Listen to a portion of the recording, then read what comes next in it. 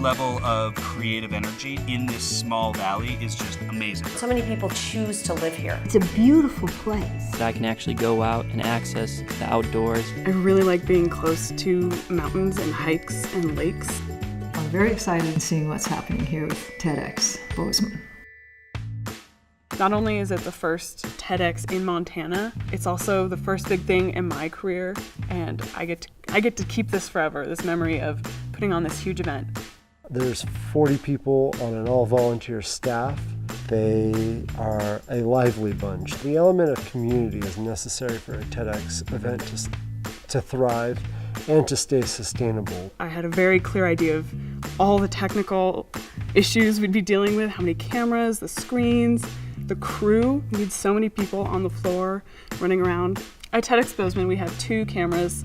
One is focused on the speaker and it follows them around the stage. The other camera is up on the side and it gives a perspective audience reactions and gives a feel for the room and the space. It's really all about getting the community behind you and supporting your event. We have created viewing parties at the public library, the Bozeman High School, because I really want the students to get behind this and enjoy it. This way, everyone, even if they can't get a ticket, can say, I participated. So watching the live feed, tweeting out questions that we ask on site, that way we're addressing everyone's comments on the event. We're picking these different feeds live and streaming them out onto the internet for people to watch all over the world.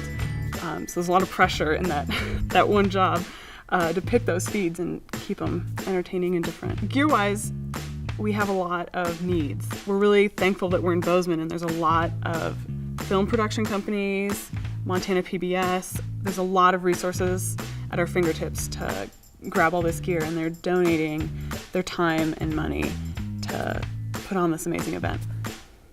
Both the backdrop and the registration table wouldn't have been possible without digital technology. We're using a computer, and it was communicating with the CNC mill, which was milling out all the parts for the set.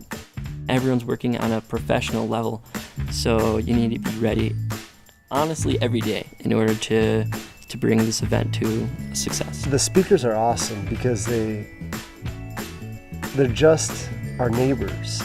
They're our teachers, our educators here on the Montana State campus. They are just the people we interact with on a daily basis. I think we have a great, awesome lineup that the people appreciate. So I think what's interesting for all of us is it's a pretty unique challenge, this TED format. Speak your truth in 15 minutes or less. But you want to talk about, well, what are your experiences in the world? What's happening and how can that make a difference in someone else's life? If you do it right, I think then it makes it interesting for someone else. Coming to one here is just a thrill. It's wonderful. It's a great opportunity to spread some information. I'm beginning to understand that it's more than just giving a talk in front of a group of people. It's just such a cool concept in terms of having these things all around the world that bring the best and brightest together. Just to even get to take a part in that is a huge, huge privilege. Because TED is such a well-recognized and long-standing organization, they have a lot of resources for people to use who are setting up their own TEDx events. There's tons of guidelines online about what to do. They go into a lot of detail, really help us out into what the standards are and how to make it look really professional.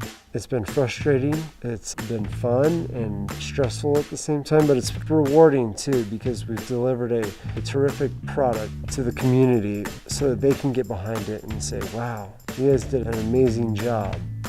It's a lot to handle and it's a lot going on, but there's so many people, so many really generous volunteers who are taking the time to help put this together. I'm really thankful for my film crew.